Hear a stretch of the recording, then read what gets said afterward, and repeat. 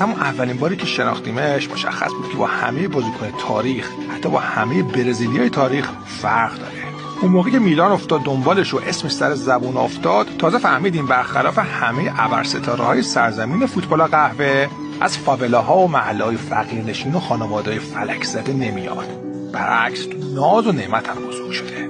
وقتی اون لباس خوشگل مشکی و قرمز تنش کرد، دیگه مطمئن بودیم که خدا تازه ترین هدیه فوتبالشو برامون فرستاده. مثل صاعقه وارد شد. با اون استیل منحصر به فرد، اون دریبل‌های نرم و اون ضربه‌های بی‌نقصش دلبری می‌کرد. بخشی از تیم قهرمان جهان تو سال 2002 بود. هرچقدر تو لباس سلسا معمولی بود، تو لباس روسونری غیر معمولی بود.